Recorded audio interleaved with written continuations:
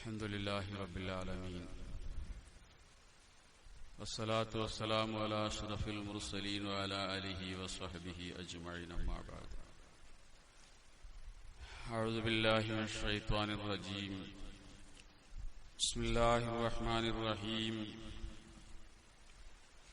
ഇദ് ഖാലത് ഇംറഅതു ഇമ്രാൻ റബ്ബി ഇന്നി നദർതു ലക മാ ഫീ ബത്നി മുഹററ فتقبل مني إنك أنت السميع العليم فلما وضعتها قالت ربي إني وضعتها أنثى والله أعلم بما وضعت وليس الذكر كالأنثى وإني سميتها مريم وإني أعيذها بك وذريتها من الشيطان الرجيم. ബഹുമാന്യരായ മുഅ്മിനീങ്ങളെ, സത്യവിശ്വാസികളെ, അല്ലാഹു സുബ്ഹാനഹു വ തആല നമ്മുടെ ഒരുമിച്ചുകൂടലിനെ കബൂൽ ചെയ്യുമാറാകട്ടെ. ഇവിടെ ഇരിക്കുന്ന ഓരോരുത്തർക്കും അല്ലാഹു അവരുടെ ജീവിതത്തിലെ പാപങ്ങളെല്ലാം പുറത്തു മാപ്പാക്കി കൊടുക്കുമാറാകട്ടെ. പരിശുദ്ധമായ റമളാനിലെ നോമ്പുകളെ അല്ലാഹു നമ്മിൽ നിന്ന് കബൂൽ ചെയ്യുമാറാകട്ടെ. നാളെ റയ്യാൻ എന്ന കവാടത്തിലൂടെ അവന്റെ സ്വർഗ്ഗലോകത്തിലേക്ക് കടക്കുന്ന യഥാർത്ഥ സൗഭാഗ്യരിൽ അല്ലാഹു നമ്മെ എല്ലാവരെയും ഉൾപ്പെടുത്തി അനുഗ്രഹിക്കുമാറാകട്ടെ. നമ്മുടെ മാതാപിതാക്കൾക്കും ബന്ധുമിത്രാദികൾക്കും അല്ലാഹു മഗ്ഫിറത്തും സ്വർഗവും നൽകി അനുഗ്രഹിക്കുമാറാകട്ടെ. ഒരു മുസ്ലിമിന്റെ കുടുംബം എന്ന വിഷയത്തിലെ ഒന്നാമത്തെ പാർട്ടാണ് നമ്മൾ ഇന്നലെ പറഞ്ഞത്. അല്ലാഹു സുബ്ഹാനഹു വ തആല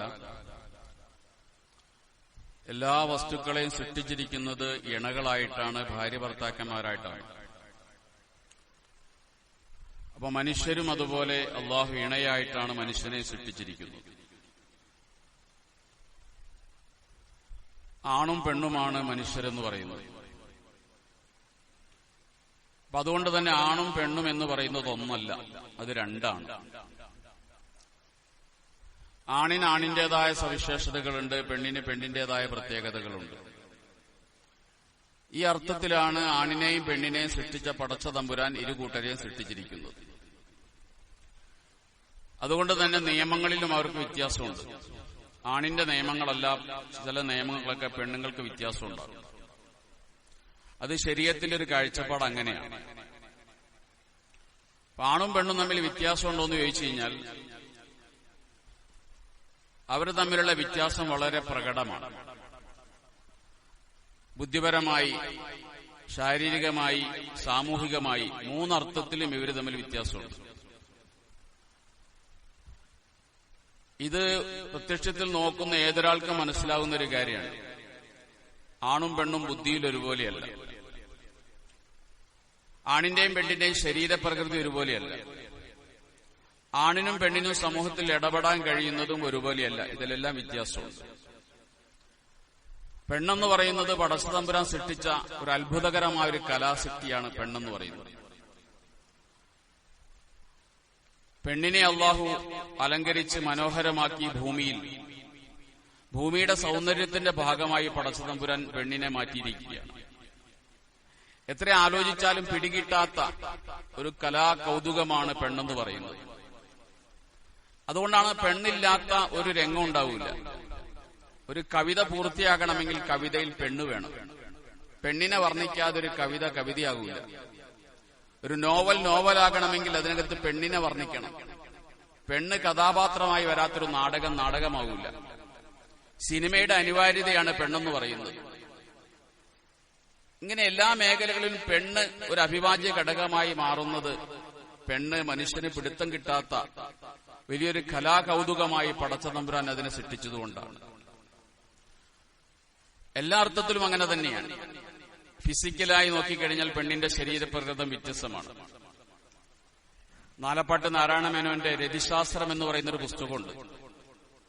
അത് വായിച്ചാൽ തന്നെ അത്യാവശ്യം പെണ്ണിന്റെ ശരീരപ്രകൃതവും ആണിന്റെ ശരീരപ്രകൃതവും വ്യത്യസ്തമാണെന്ന് ശാസ്ത്രീയമായിട്ട് മനുഷ്യന് ബോധ്യപ്പെടും. അതിന് ഖുർആനും ഹദീസൊന്നും വിശ്വസിക്കേണ്ട കാര്യമില്ല. അതിൽ അദ്ദേഹം തീർത്തു പറയുന്നൊരു കാര്യം, തലമുടി മുതൽ കാലിന്റെ പെരുവിരൽ വരെ ചിന്തിച്ചാൽ ഫിസിക്കലായി പെണ്ണ് വേറെയാണ്, ആണ് വേറെയാണ്.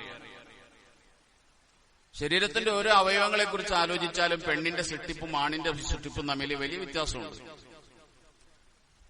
ആണിന്റെ തലമുടി പോലെയല്ല പെണ്ണിന്റെ തലമുടി. അതിന്റെ നീളത്തെക്കുറിച്ച് നമുക്കറിയാം, അത് പ്രകടമായ വ്യത്യാസമുണ്ട്. അതിന്റെ എണ്ണത്തിലും വ്യത്യാസമുണ്ട്. ഒരു സ്ക്വയർ ഇഞ്ച് സ്ഥലത്ത് തലയിൽ പെണ്ണിന് 600 മുടിയാണ് ഉണ്ടാകുക, ആണിന് 1200 മുടി ഉണ്ടാകും. സംശയമുള്ളവർ എണ്ണ വയ്ക്കാൻ മതി. അത് പടച്ച തമ്പുരാൻ ഇങ്ങനെ കൃത്യമായ ഒരു അളവിൽ അള്ളാഹു സൃഷ്ടിക്കുകയാണ്. പെണ്ണിന്റെ ഇരട്ടി ആണിന്. സ്വത്ത് കൊടുക്കുന്നിടത്ത് മാത്രമാണ് എല്ലാവർക്കും തർക്കമുള്ളത്. തലമുടി പോലും അള്ളാഹു വ്യത്യാസം വരുത്തിയിരിക്കുക. പെണ്ണിന്റെ ഇരട്ടി തലമുടി അള്ളാഹു ആണിന് സൃഷ്ടിച്ചിട്ടുണ്ട്. അതുപോലെ അവന്റെ ശരീരത്തിന്റെ ഓരോ ഭാഗങ്ങളും സ്ത്രീയുടെ അള്ളാഹു ഒരു പെണ്ണിനെ മാതാവാകാൻ കഴിയുന്ന രീതിയിലാണ് അവരുടെ ശരീരത്തെ സൃഷ്ടിച്ചിരിക്കുന്നത്. രക്തത്തിൽ പോലും വ്യത്യാസം. സ്ത്രീകളുടെ രക്തത്തിനാണ്, പുരുഷന്റെ രക്തത്തിനാണ് കൊഴുപ്പ് കൂടുതലുള്ളത്. കൈയുടെ വലിപ്പം, അസ്ഥികളുടെ ബലം, ഇതിലെല്ലാം പുരുഷൻ വ്യത്യസ്തനാണ്. അതുകൊണ്ടാണ് പുരുഷന്മാർക്കാണ് കൂടുതൽ ദൂരത്തിലേക്ക് എറിയാൻ കഴിയുക. സ്ത്രീകൾ എറിയുന്നതിനേക്കാൾ ദൂരത്തിൽ പുരുഷൻ എറിയാൻ കഴിയും. കാരണം പുരുഷന്റെ കൈക്ക് നീളം കൂടുതലുണ്ട്, അസ്ഥിബലവും കൂടുതലുണ്ട്. സ്ത്രീ ഓടുന്നതിനേക്കാൾ സ്പീഡിൽ ഓടാൻ പുരുഷന് കഴിയും. കാരണം കാലിന്റെ അസ്ഥികൾക്ക് അല്ലാഹു സ്ത്രീകളെക്കാൾ പുരുഷന് ബലം കൊടുത്തിട്ടുണ്ട്, നീളവും കൂടുതലാണ്. എത്രത്തോളം ബീജത്തിൽ പോലും പുരുഷന്റെ ബീജം പോലെയല്ല സ്ത്രീയുടെ ബീജം. പുരുഷന്റെ ബീജം അതിന് വാലുകൾ ഉണ്ടാകും. തവളയുടെ ഈ പൊട്ടുകൾ പോലെ അനങ്ങുന്ന ചലിക്കുന്ന വാലുകളുമായിട്ടാണ് പുരുഷ ബീജം ഉണ്ടാകുക. അതെപ്പോഴും ചലിച്ചുകൊണ്ടിരിക്കും.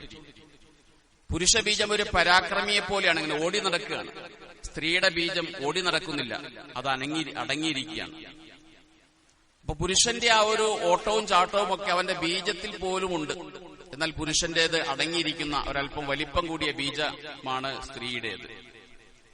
അത് അവിടെ മുതൽ തുടങ്ങുന്ന വ്യത്യാസം.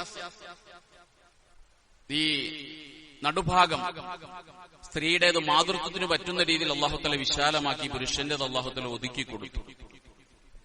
ഇങ്ങനെ ഏതേത് ഭാഗങ്ങൾ എടുത്ത് ചിന്തിച്ചാലും അവിടെ എല്ലാം മനസ്സിലാക്കാൻ കഴിയും. സ്ത്രീയും പുരുഷനും വ്യത്യസ്തമാണ്. ശരീര വളർച്ച, ഒരു 15 വയസ്സ് വരെ സ്ത്രീകൾ, പെൺകുട്ടികൾ നന്നായി വളരും. ആൺകുട്ടികളെക്കാൾ വളർച്ച കൂടുതൽ പെൺകുട്ടികൾക്കായിരിക്കും. 15 വയസ്സ് കഴിഞ്ഞ നേരെ എതിരാണ്, ആൺകുട്ടികൾക്കാണ് വളർച്ച കൂടുതൽ. അപ്പൊ ഇങ്ങനെ അല്ലാഹു സുബ്ഹാനഹു വ തആല എല്ലാ അർത്ഥത്തിലും വ്യത്യാസങ്ങൾ വരുത്തി. ആർത്തവം എന്ന് പറയുന്നത് പെണ്ണിന് മാത്രമേ പടച്ചോൻ കൊടുത്തുള്ളൂ. പ്രസവിക്കാനുള്ള കഴിവ് അല്ലാഹു തആല കൊടുത്തിരിക്കുന്ന പെണ്ണിനാണ്. ഇതൊന്നും അല്ലാഹു ആണിന് കൊടുത്തിട്ടില്ല. അപ്പൊ ഇങ്ങനെ ശാരീരിക പ്രകൃതിയിൽ വ്യത്യസ്തമായ, ബുദ്ധിപരമായ വ്യത്യാസമുള്ള, സമൂഹത്തിൽ ഇടപെടുന്നതിൽ പരിമിതികളുള്ള സ്ത്രീയും പുരുഷനും ഒരുപോലെയാണെന്ന് വാദിക്കുന്നതാണ് ഇന്ന് ഈ ലോകത്തെ ഏറ്റവും വലിയ വിചിത്രമായ വാദമെന്ന് പറയുന്നത്. ആ വാദത്തെ പൊളിക്കുമ്പോഴാണ് സത്യം പറഞ്ഞാൽ ഈ കുടുംബഘടനയിൽ കാര്യമായ മാറ്റങ്ങളും ഒരു ഇസ്ലാമികമായ രീതി അത് ശരിയാണെന്ന് ബോധ്യപ്പെടുന്ന ഒരു അവസ്ഥയും ഉണ്ടായിത്തീരുക. അതുകൊണ്ടാണ് ഞാൻ ആ വിഷയത്തെ ആദ്യമായി സംസാരിക്കുന്നത്. സ്ത്രീയുടെ പ്രകൃതം എന്ന് പറയുന്നത് പുരുഷന് വഴങ്ങാൻ കഴിയുന്ന ഒരു പ്രകൃതമാണ്. പുരുഷന്റെ പ്രകൃതം സ്ത്രീക്ക് വഴങ്ങാൻ കഴിയുന്നതല്ല. ഏതൊരു സ്ത്രീയും ആഗ്രഹിക്കുന്നത് ഒരു പുരുഷന് വഴങ്ങിക്കൊടുക്കണമെന്ന് തന്നെയാണ്. പക്ഷേ സ്ത്രീ വിലങ്ങി നിൽക്കും. അവൾ ഓടി നമ്മുടെ മുന്നിലേക്ക് വരില്ല. അവൾ വിലങ്ങി നിൽക്കും. പക്ഷെ അവളുടെ മനസ്സിന്റെ ആഗ്രഹം എന്റെ ഭർത്താവിന്റെ മുന്നിൽ വഴങ്ങിക്കൊടുക്കണമെന്ന് തന്നെയാണ്. പക്ഷെ അതിനൊരു വിലങ്ങി നിൽക്കുകയും ചെയ്യും. അപ്പൊ നമ്മൾ അവളെ കീഴ്പ്പെടുത്താൻ അവൾ ആഗ്രഹിക്കുകയാണ്. ഒരു സ്ത്രീയുടെ ആഗ്രഹം എന്റെ ഭർത്താവ് എന്നെ കീഴ്പ്പെടുത്തണമെന്നാണ്. ഇങ്ങനെ കീഴ്പ്പെടാനുള്ളൊരു മാനസികാവസ്ഥ അല്ലാഹു സുബ്ഹാനഹു വ തആല പെണ്ണിന് കൊടുത്തിട്ടുണ്ട്. എങ്കിലേ കുടുംബം നിലനിൽക്കുള്ളൂ. അതുകൊണ്ടാണ് വലിരിജാലി അലൈഹിന്ന ദറജ, പുരുഷന്മാർക്ക് പെണ്ണിനേക്കാൾ ഒരു ദറജ കൂടുതലുണ്ടെന്ന് ഖുർആൻ പറഞ്ഞത്. അതുകൊണ്ടാണ് കുടുംബത്തിന്റെ നായകത്വം അല്ലാഹു സുബ്ഹാനഹു വ തആല പുരുഷനെ ഏൽപ്പിച്ചത്. സ്ത്രീയുടെ പ്രകൃതം അതിന് പറ്റിയതല്ല. സ്ത്രീ അതിൽ നിന്ന് വിലങ്ങി നിൽക്കുകയും പുരുഷന് വഴങ്ങിക്കൊടുക്കുകയും ചെയ്യുന്ന പ്രകൃതമാണ്. ഇത് ആദ്യ മനുഷ്യന്റെ ചരിത്രം മുതൽ പരിശോധിച്ചാൽ നമുക്ക് മനസ്സിലാവും. ആദ്യത്തെ പെണ്ണ് ഹവ്വാ റളിയല്ലാഹു തആല അൻഹയാണ്. ആദ്യത്തെ പുരുഷൻ ആദം അലൈഹിസ്സലാമാണ്. ഈ ആദ്യ പുരുഷനും ആദ്യ സ്ത്രീയും തന്നെ ഇവരുടെ സൃഷ്ടിപരമായ ഒരു പ്രകൃതം പ്രകടിപ്പിച്ചിട്ടുണ്ട്. അല്ലാഹു തആല ആദം നബി അലൈഹി ഇസ്ലാമിനെ മണ്ണുകൊണ്ട് സൃഷ്ടിച്ചപ്പോൾ ഹവ്വാ റളിയല്ലാഹുവിനെ സൃഷ്ടിച്ചത് ആദമിന്റെ വാരിയിൽ നിന്നാണ്. ആദമിന്റെ വാരിയിൽ നിന്ന് അല്ലാഹു തആല ഇടത്തെ വാരിയൽ, പുരുഷന് 18 വാരിയലിലാണ് വലതുഭാഗത്തുണ്ടാകുക, ഇടതുഭാഗത്ത് 17 ഉണ്ടാവുക. ഒരു വാരിയൽ അവിടെ പോയി. ഒരു വാരിയല് ആദമിൽ നിന്ന് അല്ലാഹു തആല ഹവ്വയെ സൃഷ്ടിക്കാൻ വേണ്ടി ഊരിയെടുത്തതാണ്. പടച്ചാമ്പുരാന് മണ്ണിൽ നിന്ന് തന്നെ വേണമെങ്കിൽ ഹവ്വയെ സൃഷ്ടിക്കാം. അള്ളാഹ്ക്ക് മണ്ണെടുക്കാൻ മുനിസിപ്പാലിറ്റിയുടെ പെർമിഷൻ ഒന്നും വേണ്ടല്ലോ. പക്ഷെ അല്ലാഹു തആല അത് ചെയ്തില്ല.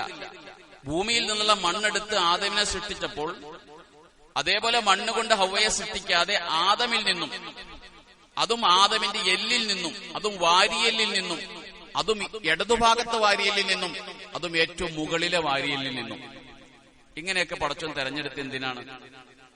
അവിടെ മുതൽ ഒരു പെണ്ണിന്റെ പ്രകൃതം അല്ലാഹു തആല രൂപപ്പെടുത്തുകയാണ്. നബി സല്ലല്ലാഹു അലൈഹി വസല്ലം പറഞ്ഞു, ഖുലിഖന മിൻ ലലഇൻ അവജ, പെണ്ണുങ്ങളെ സൃഷ്ടിക്കപ്പെട്ടത് വളഞ്ഞ വാരിയിൽ നിന്നാണ്. ഒരു മനുഷ്യന്റെ വാരിയല്ലുകളിൽ ഏറ്റവും വളഞ്ഞത് ഏറ്റവും മുകൾ ഭാഗത്തുള്ളതാണ്. അപ്പൊ ഏറ്റവും വളഞ്ഞ വാരിയല്ല് കൊണ്ടാണ് അള്ളാഹു പെണ്ണിനെ സൃഷ്ടിച്ചത്. അതുകൊണ്ട് പെണ്ണിൽ സൃഷ്ടിപരമായ ഒരു വളവ് എന്നും ഉണ്ടാകും. നീ അത് പെട്ടെന്ന് നേരെയാക്കാൻ നോക്കരുത്. കെസ്റുഹ തലാഖുഹ, നീ പെട്ടെന്ന് അത് നേരെയാക്കാൻ ശ്രമിച്ചാൽ അത് തലാഖിലായിരിക്കും അവസാനിക്കുക. അതുകൊണ്ട് പെണ്ണിന്റെ പ്രകൃതം, ആ ഒരു വളഞ്ഞ പ്രകൃതം എപ്പോഴും അവർക്കുണ്ടാകും. അത് നമ്മൾ പതുക്കെ ഇങ്ങനെ മൈലെണ്ണ ഇട്ട് ഈ നിവർത്തും പോലെ പതുക്കെ ഇങ്ങനെ പതുക്കെ നിവർത്താൻ ശ്രമിക്കാവൂ. ഒറ്റയടിക്ക് നിവർത്താൻ ശ്രമിച്ചാൽ അത് തലാഖിലായിരിക്കും അവസാനിക്കുക. അല്ലാഹു തആല ഹവ്വയെ സൃഷ്ടിച്ചു. ആദമിൽ നിന്നും വാരിയയിൽ ഊരിയെടുക്കുന്ന സമയത്ത് വളരെ ആദമിനെ അള്ളാഹു ഉറക്കിക്കെടുത്തിയിട്ടാണ് വാരിയയിൽ ഊരുന്നത്. ഉറക്കത്തിലാണ് ഊരുന്നത്. കാരണം വേദന അറിയാതിരിക്കാൻ വേണ്ടി. അന്നത്തെ ആദ്യമായി അനസ്തേഷ കൊടുത്തിയാള് പടച്ചോൻ തന്നെയാണ്. ആദമിന് അനസ്തേഷ കൊടുത്തിട്ട് വാരിയയിൽ ഊരിയെടുക്കുകയാണ്. കാരണം ആദമിനെങ്ങാനും അന്ന് വേദനിച്ചിരുന്നെങ്കിൽ ഒരു പുരുഷനും ഒരു പെണ്ണിനോടും കൃപ കാണിക്കുമായിരുന്നില്ല. കാരണം ഹവ്വയെ സൃഷ്ടിക്കാൻ വേണ്ടി ആദമിനെ വേദനിപ്പിച്ചിട്ടില്ല. അതുകൊണ്ടാണ് ഇന്ന് നമ്മൾ കൃപ കാണിക്കുന്നത്. അല്ലാഹു തആല പറഞ്ഞു, വജഅല ബൈനക്കും മവദ്ദത്തൻ വറഹ്മ, അല്ലാഹു ആണിന്റെയും പെണ്ണിന്റെയും ഇടയിൽ കൃപയും കരുണയും ഉണ്ടാക്കിയിട്ടുണ്ട്. അത് അന്നേ ഉണ്ടാക്കിയതാണ് പടച്ചോൻ. അതുകൊണ്ടാണ് ആദം ഹവ്വയോട് കൃപ കാണിച്ചു, കരുണ കാണിച്ചു. ഉറക്കമെഴുന്നേറ്റ ആദം അലൈഹിസ്സലാം ഒരു സ്ത്രീയെ കാണുകയാണ്. ആദ്യമായി ഒരു പുരുഷൻ ഒരു സ്ത്രീയെ കാണുന്ന രംഗമാണ്. സ്ത്രീ എന്താണെന്നറിയില്ല, പുരുഷൻ എന്താണെന്നറിയില്ല. ആദ്യത്തെ പുരുഷൻ ആദ്യത്തെ സ്ത്രീയെ കാണുന്ന ഒരു രംഗം. അപ്പോൾ തന്നെ ആദമിന് ഹവ്വയോടൊരു പ്രണയം തോന്നുകയാണ്. അപ്പോൾ സൃഷ്ടിപരമായി പടച്ചോൻ ഓരോ മനുഷ്യന്റെ മനസ്സിലുണ്ടാക്കിയിരിക്കുന്നതാണ് പെണ്ണിന് ആണിനോടുള്ള പ്രണയം, ആണിന് പെണ്ണിനോടുള്ള പ്രണയം എന്ന് പറയുന്നത്. അത് ആദമിൽ ഇങ്ങനെ ഉണ്ടാകുകയാണ്. അപ്പോൾ ആദം ചോദിക്കും, മലക്കുകൾ ചോദിക്കുന്നുണ്ട് ആദമിനോട്, ആദമേ നിനക്ക് ആ പെണ്ണിനെ ഇഷ്ടമായോ എന്നാ ചോദിക്കുന്നത്. അപ്പൊ ആദം പറഞ്ഞ മറുപടി ഇഷ്ടമായി എന്നാ, എനിക്ക് ആ പെണ്ണിനെ ഇഷ്ടമായി എന്നാ പറഞ്ഞു. ഹവ്വയോട് മലക്കുകൾ ചോദിക്കുന്നുണ്ട്, നിനക്ക് ആ ആദമിനെ ഇഷ്ടമായോ എന്ന് ചോദിച്ചപ്പോ ഹവ്വ പറഞ്ഞ മറുപടി ഇല്ല എന്നാ പറഞ്ഞത്. സത്യത്തിൽ ഹവ്വയ്ക്ക് ആദമിന് എത്ര സ്നേഹം ഹവ്വയോടുണ്ടോ അതിനേക്കാൾ ഇരട്ടി സ്നേഹം ഹവ്വയ്ക്ക് ആദമിനോണ്ട്. പക്ഷെ ഹവ്വ അത് മറച്ചു വെക്കുകയാണ്. ഇത് സ്ത്രീയുടെ ഒരു സ്വഭാവമാണ്. എന്റെ മുന്നിലിരിക്കുന്ന വിവാഹിതരായ ആളുകൾ, നിങ്ങൾ സ്ത്രീയെ ഒന്ന് പഠിക്കണം, അല്ലാതെ കുടുംബജീവിതം വിജയിക്കില്ല. അതിനാണ് ഞാൻ ഈ തുടക്കത്തിലെ മനുഷ്യന്റെ ഹിസ്റ്ററി പറയുന്നത്. പെണ്ണങ്ങനെയാണ്. പെണ്ണ് ചിലതൊക്കെ മറച്ചു വെക്കും. ഹവ്വ തന്റെ സ്നേഹം മറച്ചു വെച്ചതുപോലെ നമ്മളോടുള്ള സ്നേഹം തുറന്ന് പ്രകടിപ്പിക്കാൻ പലപ്പോഴും ഭാര്യമാര് തയ്യാറാവില്ല. എന്ന് പറഞ്ഞാൽ അവർക്ക് സ്നേഹം ഇല്ല എന്നല്ല അതിന്റെ അർത്ഥം. അവരുടെ മനസ്സിൽ നമ്മൾക്കുള്ളതിനേക്കാൾ ഇരട്ടി സ്നേഹം ഉണ്ടാവും. പക്ഷെ അവർ തുറന്നു പറയില്ല. ഹവ്വ ഒളിച്ചു വെച്ചതുകൊണ്ട് ഒളിച്ചു വെക്കും. എന്നിട്ട് അവര് വിവാഹത്തിന് തയ്യാറെടുക്കുകയാണ്.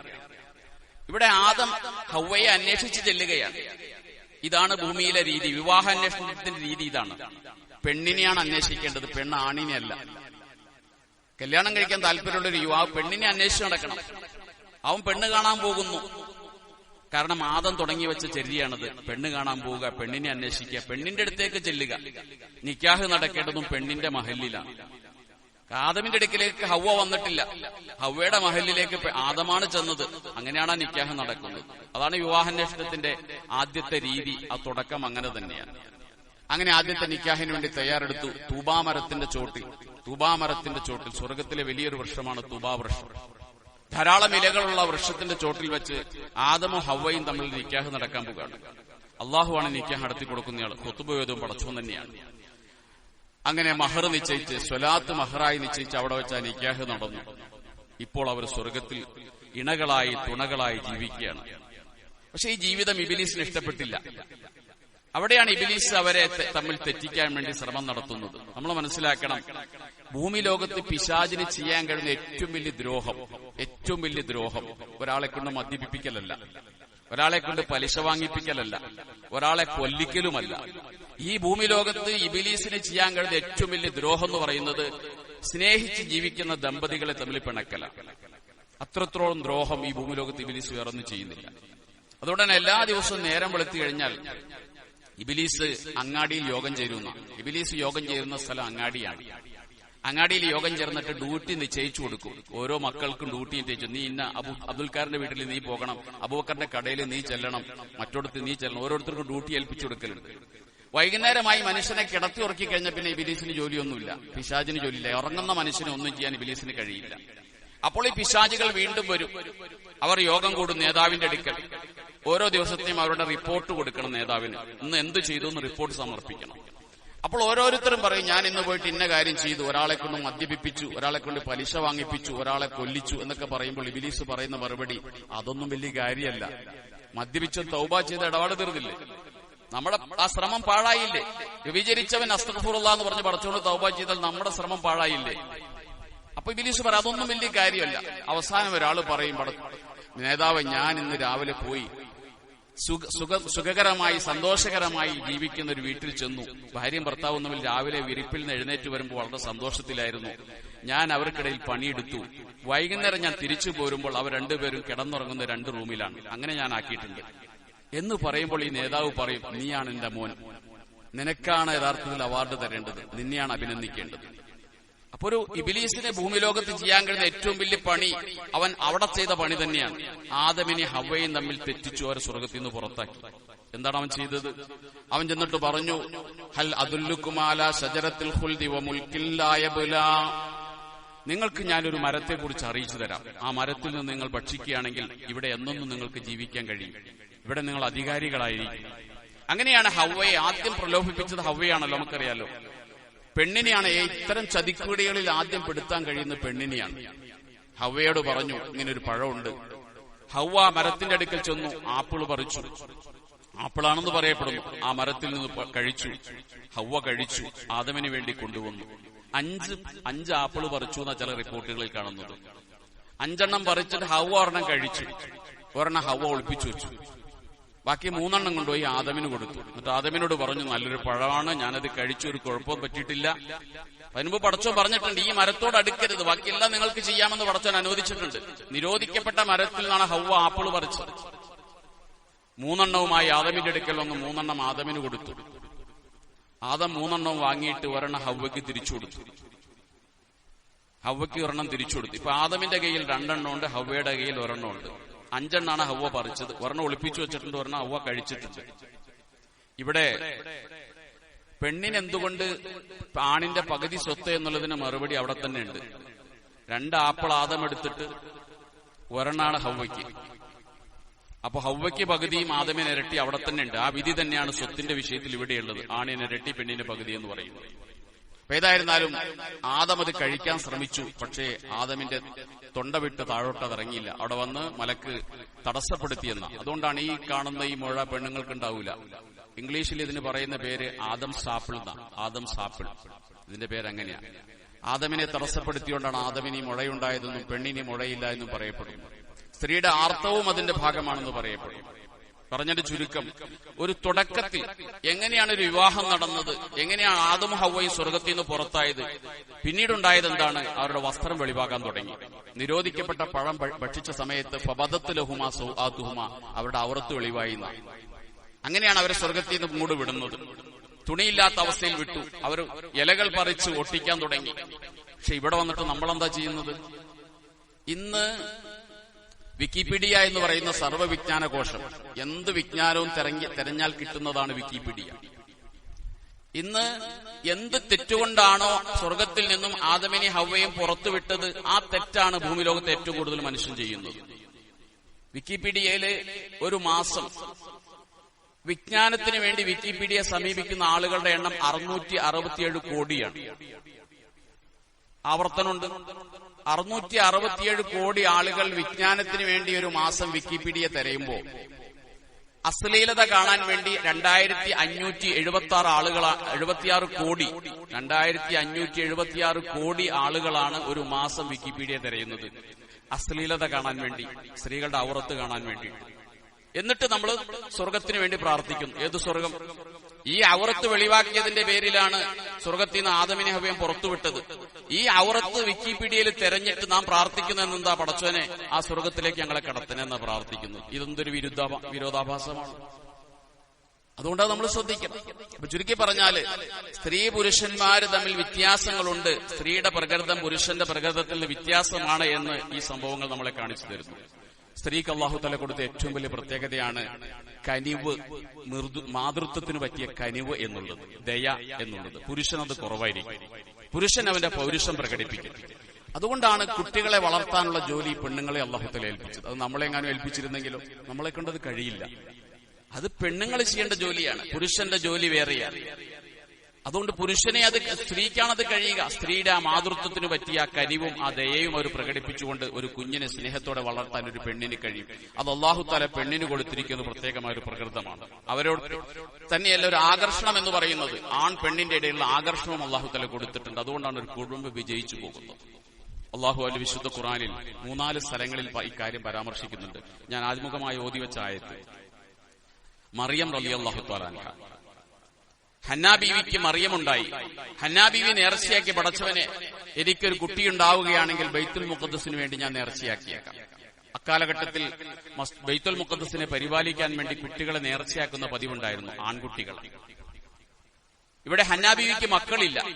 ഒരു പക്ഷി, ഒരു പെൺപക്ഷി തന്റെ കുഞ്ഞുങ്ങൾക്ക് ഭക്ഷണം കൊടുക്കുന്നത് കണ്ടാണ് ഹന്നാ ബീവി പ്രാർത്ഥിക്കുന്നത്, പടച്ചവനെ എനിക്ക് മക്കളില്ലല്ലോ, എനിക്കും ഒരു കുട്ടി ഉണ്ടാകുകയാണെങ്കിൽ ഈ സ്നേഹം കൈമാറാമായിരുന്നല്ലോ.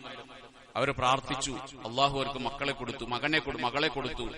പക്ഷെ അത് ആൺകുട്ടിയായിരുന്നില്ല, പെൺകുട്ടിയായിരുന്നു. അവർ പറഞ്ഞു, പടച്ചോനെ ഞാൻ നിന്നോട് പ്രാർത്ഥിച്ചു, നീ എനിക്ക് തന്നത് പെൺകുട്ടിയാണ്. വലൈസ ദക്കറുകൽ ഉൻസാ, ആൺകുട്ടി പെൺകുട്ടിയെ പോലെയല്ല.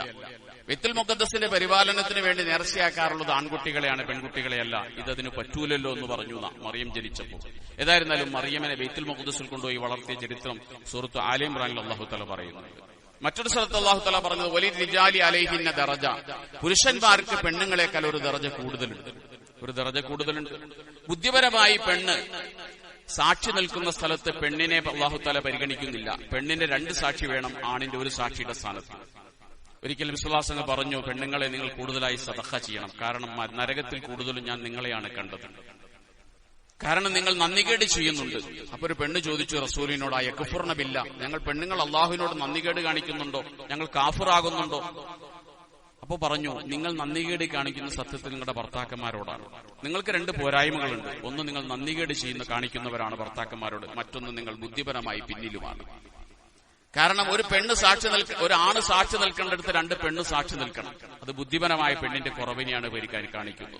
അതുകൊണ്ട് ആണും പെണ്ണും ഒരുപോലെയല്ല എന്നുള്ള ഒരു യാഥാർത്ഥ്യവും, പെണ്ണിനും ആണിനും സവിശേഷമായ പ്രത്യേകതകൾ ഉണ്ട് എന്നുള്ളൊരു യാഥാർത്ഥ്യവും നമ്മൾ അടിസ്ഥാനപരമായി തിരിച്ചറിഞ്ഞിട്ട് ആ കുടുംബത്തിലേക്ക് നമുക്ക് കടക്കാൻ കഴിയും. ഇത് ലോകം അംഗീകരിച്ച കാര്യമാണ്. ലോകത്ത് സ്ത്രീ പുരുഷ സമത്വത്തിന് വേണ്ടി വാദിക്കുന്ന ആളുകൾ പഞ്ചായത്തിലും പാർലമെന്റിലും മുനിസിപ്പാലിറ്റിയിലും നിയമസഭയിലൊക്കെ സ്ത്രീ പ്രാതിനിധ്യം വേണമെന്ന് പറയുന്ന ആളുകൾ ഇന്നേ വരെ കൊടുത്തിട്ടില്ല. 33% സംവരണത്തിനു വേണ്ടി മുറവിളി കിട്ടാൻ തുടങ്ങിയിട്ട് 1/4 നൂറ്റാണ്ട് കാലമായി. ഇന്നും ലോകത്തെ ഏറ്റവും കുറവ് സ്ത്രീ പ്രാതിനിധ്യമുള്ള ഒരു രാജ്യമാണ് ഇന്ത്യ. റുവാണ്ട എന്ന് പറയുന്ന ആഫ്രിക്കൻ രാജ്യത്താണ് ഏറ്റവും കൂടുതൽ സ്ത്രീ പ്രാതിനിധ്യം കൊടുത്തിട്ടുള്ളത്. 14 പ്രധാനമന്ത്രിമാർ ഇന്ത്യയിലുണ്ടായി, ഒരേ ഒരു പ്രധാനമന്ത്രിയെ പെണ്ണായിട്ടുള്ളൂ. 14 രാഷ്ട്രപതിമാർ ഇന്ത്യയിലുണ്ടായി, 2 പേരെ പെണ്ണായിട്ടുണ്ടായിട്ടുള്ളൂ. അത്രമാത്രം ഈ രാജ്യം പിന്നോക്കമാണ്. എന്നിട്ടാണ് സ്ത്രീയും ആണും പെണ്ണും ഒരുപോലെയാണെന്ന് വാദിച്ചുകൊണ്ട് അവരെ 2 പേരെയും ഒരേപോലെ ഡ്രസ്സ് ധരിപ്പിക്കാനും ഒരു മൂത്രപ്പുരയിൽ കയറ്റാനും ഒക്കെ ശ്രമിച്ചുകൊണ്ടിരിക്കുന്നു. അല്ലാഹു തആല കാത്തുരക്ഷിക്കുമാറാകട്ടെ. അല്ലാഹു ഉമ്മത്തിന് ബോധം നൽകി അനുഗ്രഹിക്കുമാറാകട്ടെ. വആഖിറു ദഅവതി അൽഹംദുലില്ലാഹി റബ്ബിൽ ആലമീൻ.